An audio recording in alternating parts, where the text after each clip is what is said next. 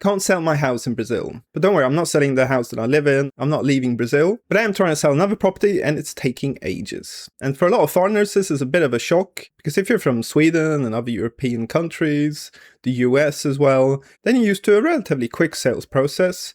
But here in Brazil, it can take a very long time. And apparently the national average time to sell a property in Brazil is 16 months. And that's an average. It's not like that in all areas in Brazil. So if you have a nice apartment in one of the trendy areas in Sao Paulo or Rio de Janeiro, then they're going to sell pretty quickly. But on average, it can take 16 months. Now, if you compare that to other countries, so in Sweden, for example, the average can be 4 to 5 weeks. So in Sweden, it can be super quick. Usually it's a bidding process, a bit like an auction, and it's done very quickly. And then if we look at the US, that takes a bit longer than Sweden. So if you look at Zillow, it says it takes 47 to 62 days, which wasn't my experience when I lived in the US. But then you've got Open Door, which says it takes 95 days. So you've got some different values there, but still it's a lot shorter than the average 480 days in Brazil. So I was shocked how difficult and how long it takes to sell a house here in Brazil. So I thought I'd do this video and investigate why this is. And the first reason why selling a house in Brazil takes so long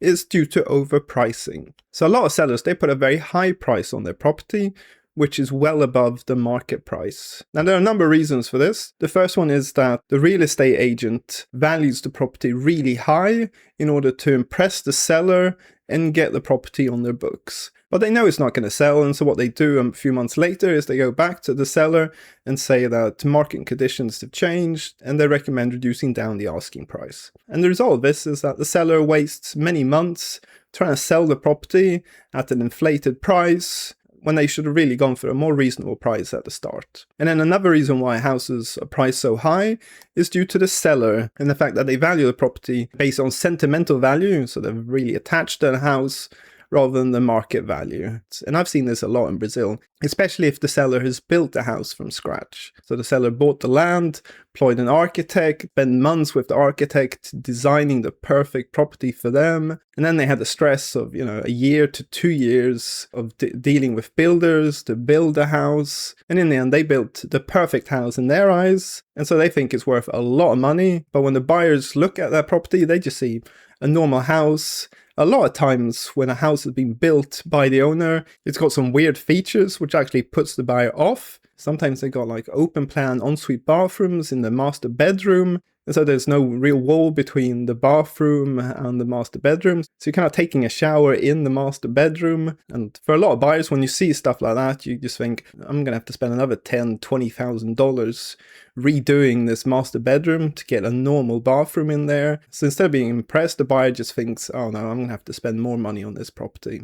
And so these overinflated properties just sit on the market. Very few potential buyers go and look at it because they just think it's too expensive. And maybe a couple of potential buyers put in a much lower bid on the property to see if the seller's interested. And I've actually seen quite a few sellers get very offended by buyers offering a lot less money for their property. And as a result, these houses can stay on the market for years and not sell. Now, for me personally, this first factor isn't the case, but the second reason definitely is. And that is that mortgage costs or financing costs for a property are very high at the moment. So the interest rates in Brazil, which is called Taxa Selic, is 14% per annum at the moment. And what that means is that the interest rate on mortgages are around 12%. You can see here a list of number of Brazilian banks and the interest rate they charge on mortgages, and they range from 11 to 13%. And when I saw these rates, I was like, that is so high. I mean, Sweden mortgage interest rates are between 2 and 3%. In the US, they're around 6% at the moment. And so mortgage interest rates in Brazil are very high.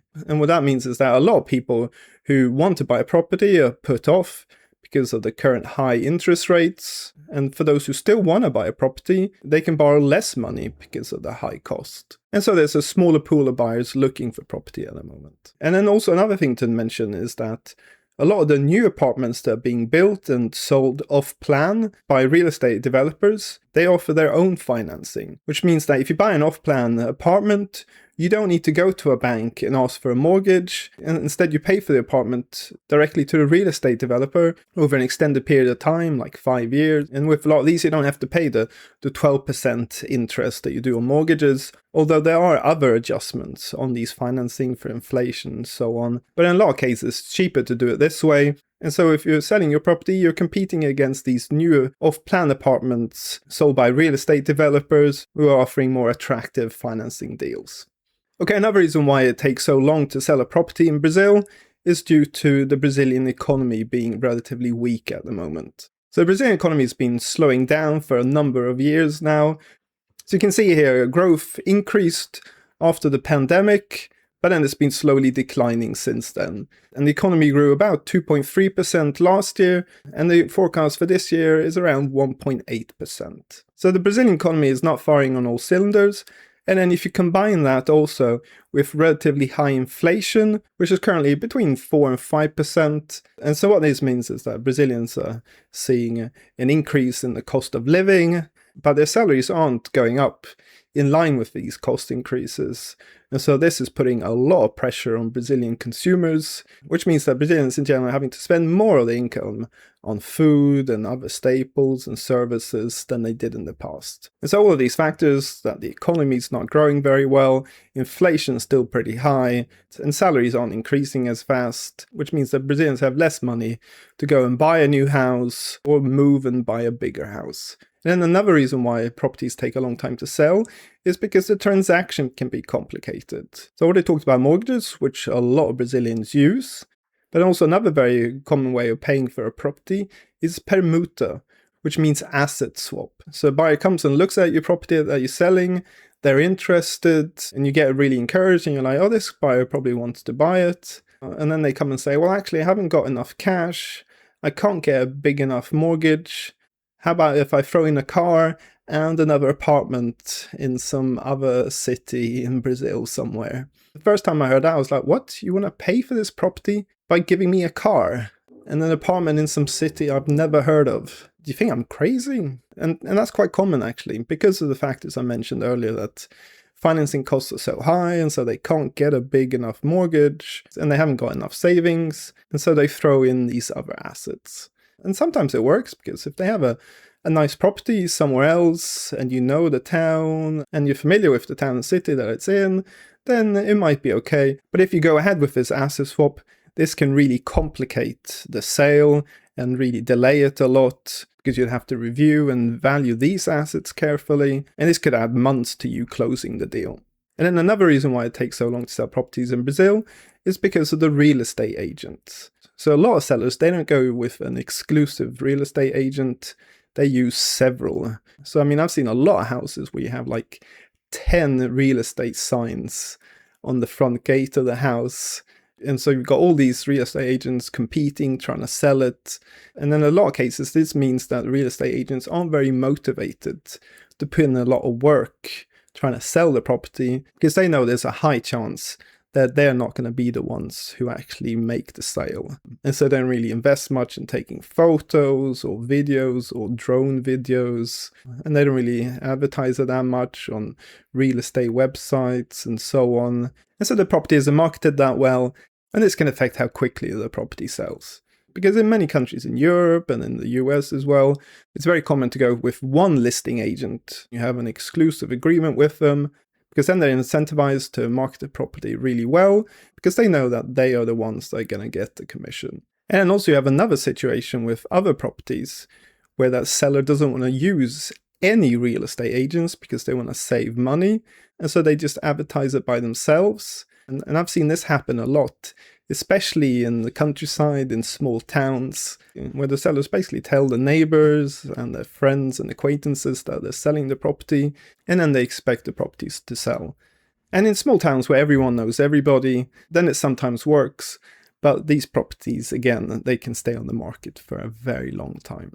And then finally, another reason why properties take such a long time to sell is because of the bureaucracy. So once you've found the buyer, the actual closing process can take several months. So here in Brazil, when you want to sell or buy a property, you need to involve the notary offices, so the cartórios or the tabelionatos, And they do a property search to make sure the property records are all in line, and there aren't any outstanding taxes, debts, no inheritance claims, and all renovations have been properly documented, and many other things. But in a lot of cases, they find a problem with the property records, with the taxes, or an inheritance claim or something, and then the closing process can take many, many months. And then also if the buyer's arranging a mortgage, the Brazilian banks can be pretty slow when it comes to finalizing the mortgage. So it can take up to 3 months for the mortgage to be approved. And then also you have another thing, which is the FGTS fund. So this is a fund that every employer needs to set up and pay into. And then the worker can access that fund for particular reasons. One of them is buying a house. So I guess you can see if it's kind of a forced savings account. But because this is a government fund, there's a lot of bureaucracy when the worker wants to use it to buy a house. So again, that can delay the closing process on the property. And also finally, if you have an asset swap, again, that can complicate things even more and delay the process. So in Brazil, they say the average closing process takes between 1 month and 3 months, depending on how complicated the transaction is. And you compare that to the US, which is between 30 and 45 days. And so the closing process in Brazil also is relatively long. Okay, so those are the main reasons that I came up with about why properties can take a long time to sell here in Brazil. And so this is a very important fact that you need to consider when you buy a property. So it's not like the US or many countries in Europe where you buy a property and then like 1 or 2 years later you realize, oh no, I didn't want to live here. I want to live closer to my job or close to my children's school or something like that. And you just quickly sell the house and then buy a new one. Now here in Brazil it can be much more difficult. And so you need to take that into consideration when you're buying a property, that you do want to live in this property for a number of years, and that if you do want to move in the future, waiting a long time to sell a property doesn't cause you problems. So I hope you like this video. Please leave a like, subscribe if you've got any comments, leave in the comment section below. So thanks for watching. Until next time.